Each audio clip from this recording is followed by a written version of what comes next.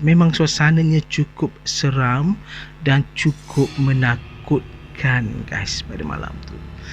Okey, dengan ada lagi rakan-rakan perempuan yang rebah, yang histeria tadi ditenangkan oleh rakan-rakan mereka yang tak kena, dan yang kuat semangat, dibacakan ayat-ayat suci Al-Quran beberapa orang je. Memang suasananya agak pelik. Okey, dan Mira ini terus berjalan, mengilai, berteriak, terpekik dan sebagainya. Okey, dan sampai masa kita nampak kemah yang terakhir dengan kawasan kem kita, itu ialah kemah utama atau kemah induk. Dan kami nampak Mira ni menuju ke sana, dan kita risau nanti dia keluar dari kawasan yang camping kita lah, campsite kita. Jadi semua orang dah macam standby untuk pergi pegang dia kalau Mira ni terus berjalan untuk keluar dari kawasan tu. Tapi memang kejadian ini Atan risau sangat, takut you all tak percaya pada Atan. Ini betul-betul guys, betul-betul berlaku.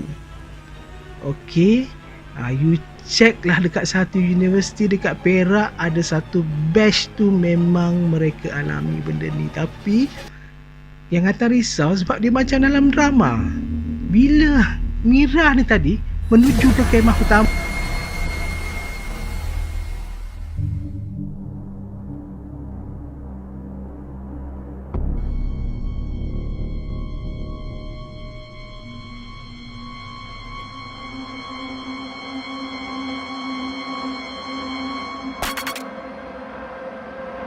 tadi kami nampak 3 susuk tubuh. Bila kami pandang, rupa-rupanya lecturer Atan, lecturer kami lah, rakan kami yang teman lecturer tu tadi, dan juga seorang lelaki tua lah yang agak berumur lah, nanti Atan panggil dia pakcik.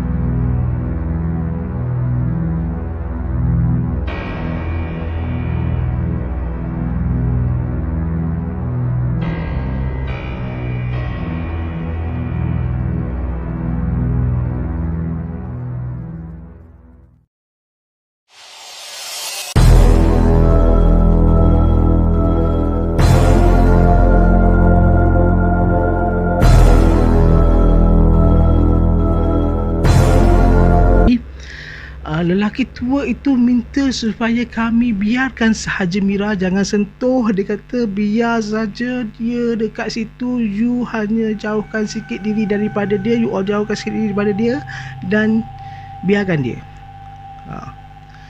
Suasana makin seram sebab kawasan kemah utama kami tu yang kami buat tu, okey, macam dah dikawal oleh sekumpulan orang yang ramai. Sebab kita bunyi macam suara yang kita tak faham, lepas tu bunyi tapak-tapak kaki, bunyi seolah-olah macam yang Atan berkawal tadi lah, bunyi macam ranting-ranting di bijak dan sebagainya. Jadi, tapi kita tak nampak pun siapa. Okay, kita tak nampak pun, cuma kita memang macam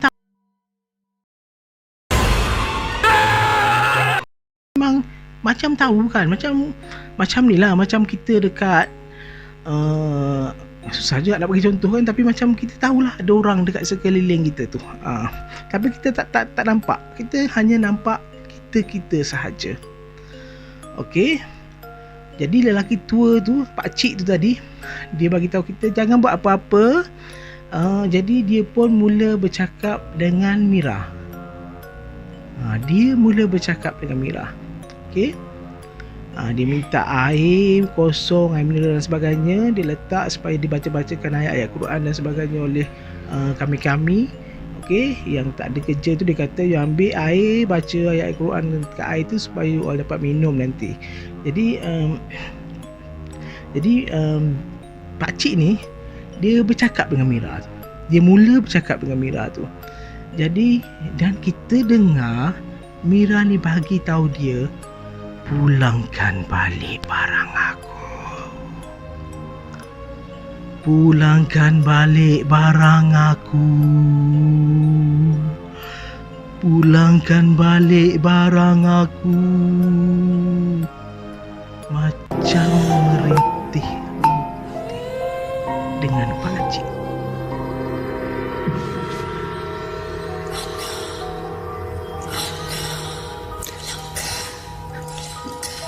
Akan rampas apa yang kau rampas dari aku. Kau takkan aku lepaskan.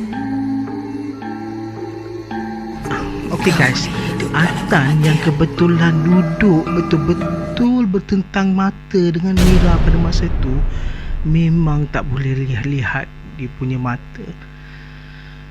Mata orang yang kerasukan, rupanya dia punya seram lain macam tau. Dia punya tak boleh Atan nak ni, memang seram. You carilah orang yang dekat atas dunia ni, kalau tajam macam mana mata dia pun, tapi kalau dengan mata orang yang kerasukan, memang sangat-sangat menakutkan, tak boleh nak pandang. Jadi Atan tunduk ke bawah lah bila bertentang mata dengan Mira tu. Kiranya lepas berunding apa semua kan, lepas berunding apa semua kan, pakcik tu kita pendekkan lah cerita kan, macam yang perubatan yang kalau you all ni memang antara yang selalu tengok cerita-cerita seram kan, ataupun yang selalu tengok reality benda yang seram ni, memang you all akan tahulah ya, perubatan dia macam dia bercakap dengan benda tu kan, yang macam dalam drama-drama dalam TV tu sebenarnya dia ambil daripada yang inspirasi ataupun daripada kisah-kisah yang benar sebenarnya yang dia buat tu. Jadi samalah ya, pakcik tu bincang dengan dia dengan bahasa berjinnya. Shopee muncul lagi susu kambing Stevia Iris. Search guys, dapatkan ini. Okey, support susu kambing Stevia Iris, support channel Atan Real Seram YouTube channel.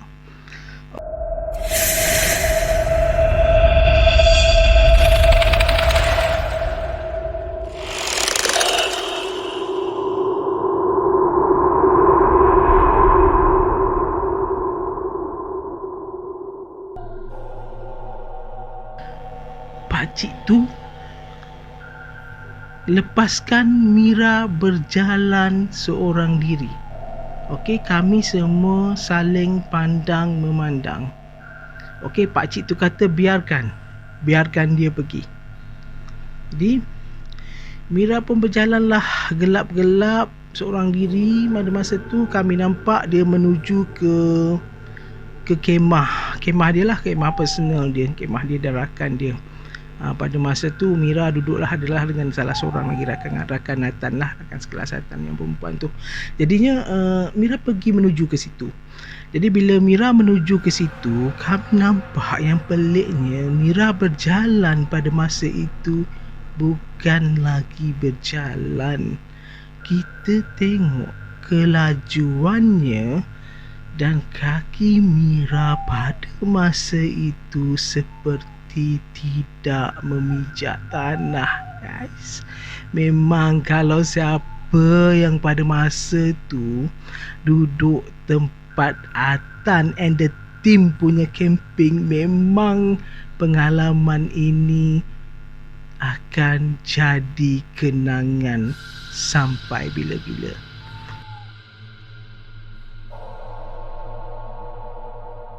Okey, Mira pun datanglah balik semula ke kemah yang kemah induk tadi, kemah utama tadi, dan dia seolah-olah memberikan satu batu. Okey, satu batu kepada pakcik yang mengubat dia tadilah. Okey. Dan bila saja dia bagi batu tu dekat pakcik tu, dia jatuh. Jatuh, Mira jatuh. Dan bila Mira jatuh,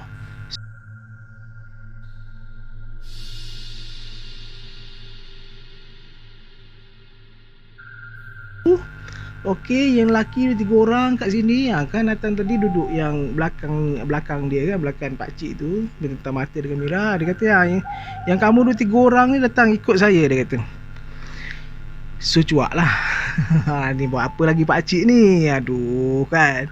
Jadi Atan pun macam ikutlah dengan 2-3 orang berjalan sikit dengan pak cik tu sampailah dekat, sebab sebelum kami masuk ke empangan B ni tadi, dia ada macam anak-anak sungai kecil kan. Jadi sampai di situ pak cik tu berhenti. So pada masa tu juga, masa kami berjalan tadi nak sampai ke kawasan anak sungai tadi, ya Allah, begitu seram guys, sebab kami macam kena escort dengan ramai orang. Jadi bunyilah yang macam tadilah, yang macam ramai sangat tadi kan. Jadi macam tadilah ada dengar tapak kaki, dengar orang pijak-pijak ranting, macam-macam lah. Jadi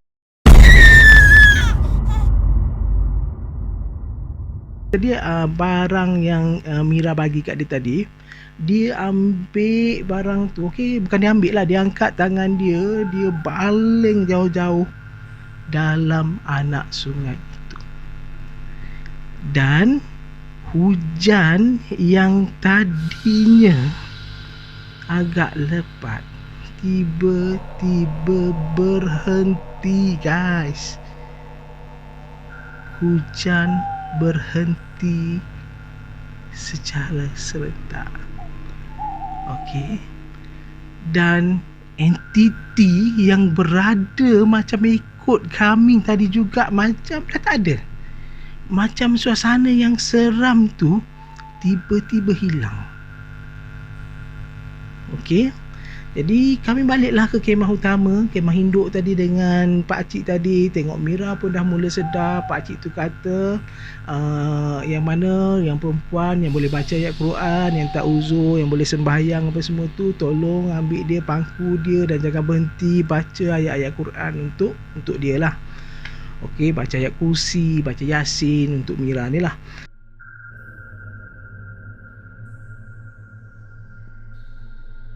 Untuk cerita ini sambil-sambil kami minum dengan pak cik tu tadi dia pun nak berehat juga kan. Merawat Mira tadi bukannya senang.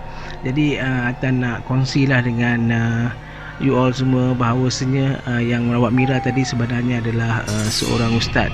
Jadi Atan pun tahu bila kita bersembang-sembang sambil minum pada malam tu, bila dengar kita punya pensyarah lecturer Atan panggil dia ustaz tu, kita tahu yang dia pun adalah seorang ustaz lah.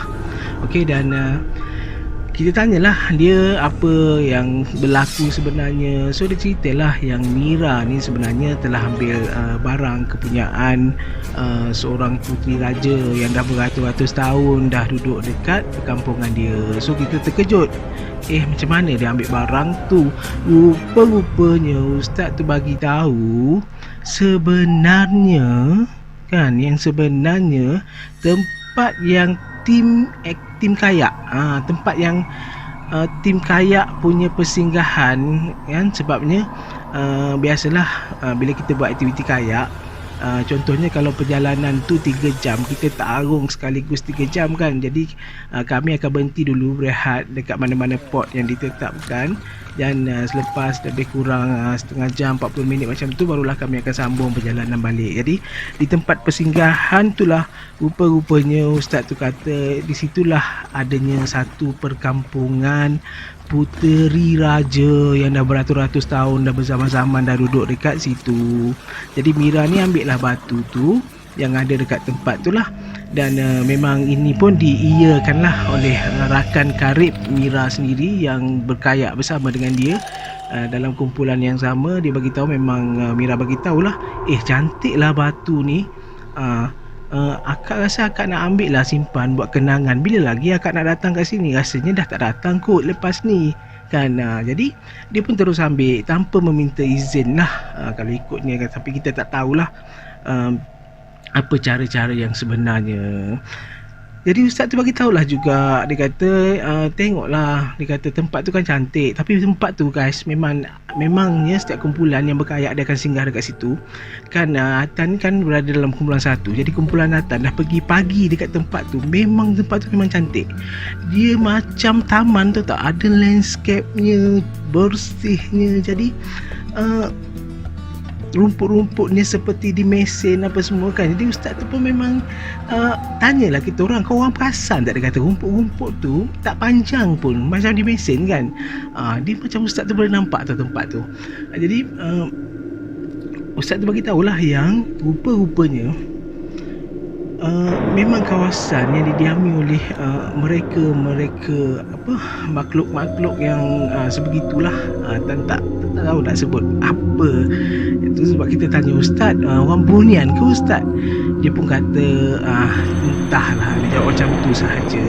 Jadi dia kata logik ke, dia kata tempat yang korang nak sampai pun kena sampai dengan kayak, dia sampai sejam lebih, kereta tak boleh pergi dekat situ, siapa nak pergi mesin rumput kat situ, tak ada kepentingan pun, dia kata. Jadi logik lah ya, seolah-olah tempat tu memang dijagalah, ada dijaga oleh mereka itu. Pakcik yang merawat Mira tadi, ustaz yang merawat Mira tadi juga memberitahu kami satu benda yang agak mengejutkan kami, yang agak menyeramkan lagi suasana walaupun gangguan itu dah berakhir, bila dia bagi tahu yang pada masa Tuan Puteri yang merasuk Mira tadi turun untuk dapatkan kembali batu dia daripada Mira, dia bawa begitu ramai sekali hulu balang bersamanya. Jadi sebab itulah kalau ikut kepada apa yang dimaklumkan oleh ustaz itu tadi kepada kami, yang bunyi orang berjalan, bunyi tapak kaki, bunyi macam ada orang di sekeliling dengan bahasa-bahasa yang tak faham, itu rupanya adalah dari kalangan mereka itu. Atan tak tahu nak panggil apa, sebab ada yang tanya ustaz, dia kata Bunian ke? Ustaz kata entahlah. Jadi mungkinlah dia tahu dan dia tak nak bagi tahu. Sebab kalau ikutkan dia kata nasib baiklah Allah Subhanahu Wa Taala ni, dia kata ditutup hijab kita manusia-manusia ni. Sebab kalau dia buka, dia kata mungkin tadi tinggal dia seorang je, dia kata mungkin yang lain semua pengsan, sebab tengok berbagai jenis rupa dan berbagai jenis keadaan mereka. Jadi nak diceritakan lah, mungkinlah ustaz ni dia dapat melihat lah ya keadaan-keadaan mereka tu, dan juga dapat memberitahu secara tepatnya, walaupun dia tak bersama kami berkayak, dia dapat bagi tahu secara detailnya apa yang ada tempat persinggahan kayak kami itu.